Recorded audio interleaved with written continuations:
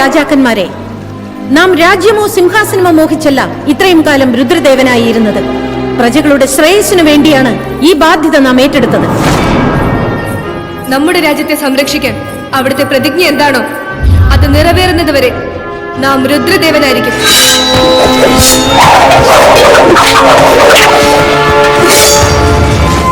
രുദ്രദേവ യുവരാജാവായിരുന്ന എന്റെ പരിപാലനത്തെക്കാൾ രുദ്രമദേവിയുടെ സ്ത്രീ രൂപത്തിനാണ് നിങ്ങൾ പ്രാധാന്യം കൽപ്പിക്കുന്നത്. ഗൃഹം പരിപാലിക്കുന്ന സ്ത്രീക്ക് രാജ്യം പരിപാലിക്കാൻ കഴിയില്ലേ എന്ന് നാം ചോദിക്കുന്നില്ല. അത് നിങ്ങളുടെ തീരുമാനത്തിന് വിട്ടുതന്നിരിക്കുന്നു.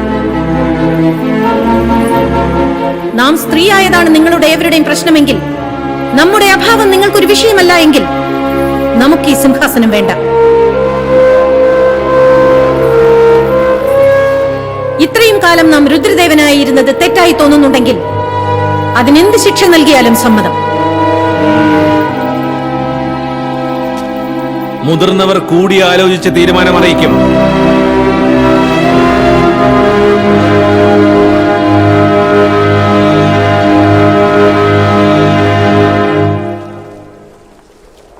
ഏത് ധർമ്മശാസ്ത്രം പരിശോധിച്ചാലും രുദ്രമദേവി ചെയ്ത തെറ്റിനുള്ള ഉചിതമായ ശിക്ഷ വധശിക്ഷയാണ്.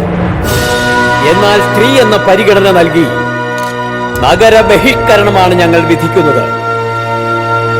രാജഭോഗങ്ങൾ വെടിഞ്ഞ് സാധാരണ സ്ത്രീയെ പോലെ ഇനി ജീവിതം നയിക്കണം. ആയുധം കൈകൊണ്ട് തൊടാൻ പാടില്ല. ശിക്ഷ ഈ നിമിഷം തന്നെ നടപ്പിൽ വരുത്തേണ്ടതാണ്.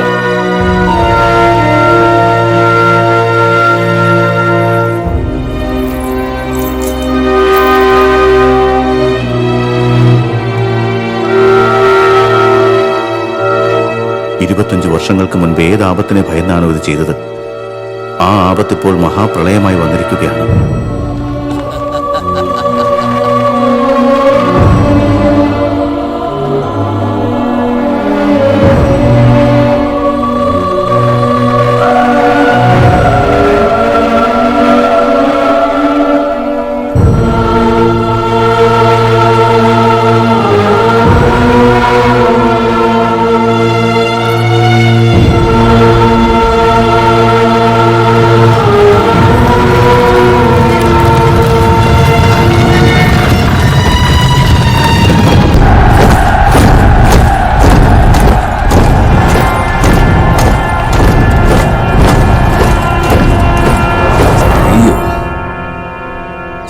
ായിരുന്നു ഇത്രയും കാലം എല്ലാവരെയും ഭരിച്ചിരുന്നത്. ലോകം മുഴുവനും അറിഞ്ഞ ഈ കാകതീയ രഹസ്യം ഇപ്പോഴാണ് ഈ മഹാദേവൻ അറിയുന്നത്.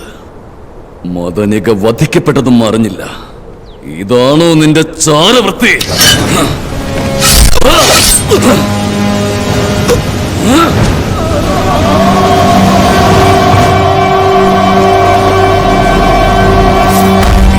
ഘടകത്തിന് രക്താഭിഷേകം നടത്തി ഞാൻ.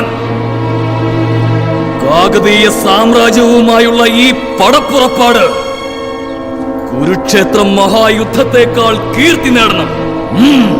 അശോക ചക്രവർത്തിയുടെ കലിംഗ യുദ്ധത്തിലെ മരണസംഖ്യയേക്കാൾ അധികമായിരിക്കണം ഈ യുദ്ധത്തിൽ. സൈനികരെ, മുഴക്കൂ യുദ്ധകാഹളം!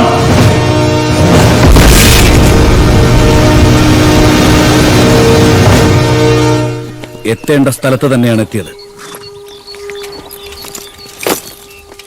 സർവരുടെയും അമ്മയാണ് ഈ രേണുകാദേവി, ഈ ഏകമഹാദേവി. പാവം, സ്വന്തം മകൻ പരശുരാമന് ജീവൻ ബലി നൽകിയ മാതൃത്വം, ത്യാഗമയി. നീയും അതുപോലെ തന്നെ സ്വന്തം പ്രജകൾക്ക് വേണ്ടി സർവവും ത്യജിച്ച് ഏകശിലാ നഗരരാജ്ഞി ഏകവീരദേവിയിൽ ശരണം പ്രാപിച്ചു. യുദ്ധത്തിൽ മുറിവുകൾ സഹജമാണ്. ഇത് ശത്രുനിമിത്തം ഉണ്ടായ മുറിവല്ല, വിശ്വസിച്ചവർ നൽകിയ വഞ്ചനയാണ്. വരൂ, നമുക്ക് നിരവധിപുരത്തേക്ക് പോകാം. എന്റെ ഹൃദയത്തിൽ സിംഹാസനത്തിൽ നിന്നെ മഹാറാണിയാക്കാം. ഭർതൃഗൃഹത്തിൽ വാഴാനായിരുന്നുവെങ്കിൽ എന്റെ പിതാവ് എന്നെ പെണ്ണായി തന്നെ വളർത്തിയനെ. എനിക്ക് ജന്മം നൽകിയത് ഈ നാട്ടിലെ പ്രജകൾക്ക് വേണ്ടിയാണ്. എന്റെ പിതാവിന്റെ ആഗ്രഹം സഫലമാവണം. പ്രജകളുടെ ഭാവി സുരക്ഷിതമാവണം. ശത്രുക്കൾ വധിക്കാൻ വരുമ്പോഴും അവരെ സ്നേഹിക്കുമോ? നിനക്കും ഒരു ജീവിതം വേണ്ടേ? നീ എപ്പോഴെങ്കിലും നിന്നെ സ്നേഹിച്ചിട്ടുണ്ടോ? എന്നെ സ്നേഹിക്കാനല്ലേ നീയുള്ളത്? അത് മതി. എന്നാൽ രുദ്രമാദേവിയെയും ഈ നാടിനെയും ആർക്കും വേർപെടുത്താനാവില്ല. അഭിമാനം തോന്നുകയാണ് എനിക്ക്. സഭാഷ്.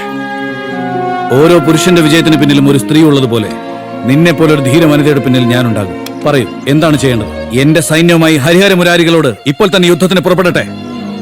ഇപ്പോഴും സിംഹാസനത്തിൽ എന്റെ പിതാവാണുള്ളത്. ആ കാര്യം മറന്നുപോകരുത്.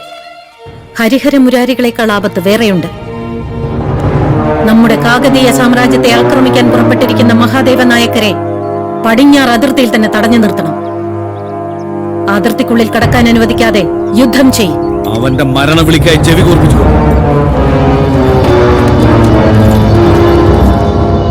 ദേവഗിരിയിലെ ശത്രുക്കളെക്കാൾ ബന്ധുക്കളായ ഹരിഹര മുരാരികളെയാണ് നാം ഇപ്പോൾ ഭയക്കേണ്ടത്. അവിടുത്തെ രാജഭോഗം അവസാനിച്ചിരിക്കുന്നു ജ്യേഷ്ഠ ഭ്രാതാവേ. രാജകൊട്ടാരത്തിലുള്ള തുരങ്കമാർഗവും കണ്ടെത്തി കഴിഞ്ഞു. അത് മഹാദേവ സൈന്യത്തെ അറിയിക്കുകയും ചെയ്തിട്ടുണ്ട്. ശത്രുവിന് സഹോദരനെ ഒറ്റിക്കൊടുത്തോ? സിംഹാസനത്തിന് വേണ്ടി ശിരസം കൊയ്യും. ഇനി കക്ഷി ചേരുകയും കാലു പിടിക്കുകയും ചെയ്യേണ്ട കാര്യമില്ല. ശിവദേവ, എന്റെ യഥാർത്ഥ ശത്രു താങ്കളുടെ ബുദ്ധികൂർമ്മതയാണ്. അതുകൊണ്ട്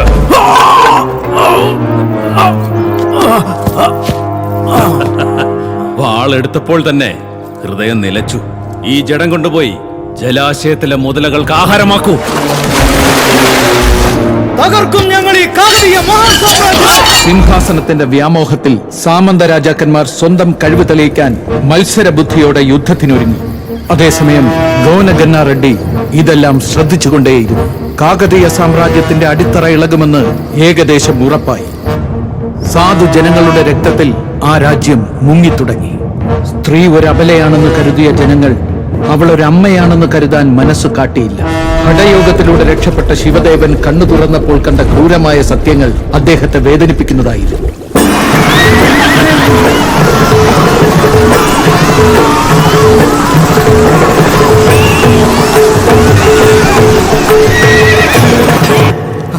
പ്രഭു, ശിവദേവ മഹാമന്ത്രി മരിച്ചിട്ടില്ല. ആ രുദ്രമദേവി മഹാകാളിയുടെ രൂപത്തിൽ നമ്മളോട് അല്ല അവിടത്തോട് യുദ്ധം ചെയ്യാൻ വരുന്നുണ്ട്. പ്രജകൾ മുഴുവൻ അവരുടെ കൂടെയാ. അങ്ങ് സൂക്ഷിക്കണം, ഞാൻ പിന്നീട് വരാം. ആയുധമേന്തി കഴിഞ്ഞാൽ ഒറ്റയടിക്ക് 1000 പേരെ വീഴ്ത്തുന്നവളാണ് രുദ്രമദേവി. അവളെ നാം എങ്ങനെ നേരിടും? വഴിയുണ്ട്. രുദ്രമദേവിയെ നേരിടാൻ ശക്തനായ ഒരു യോദ്ധാവാണ് ദേവഗിരിയിലെ മഹാദേവൻ. 1,00,000 പേർക്ക് തുല്യൻ.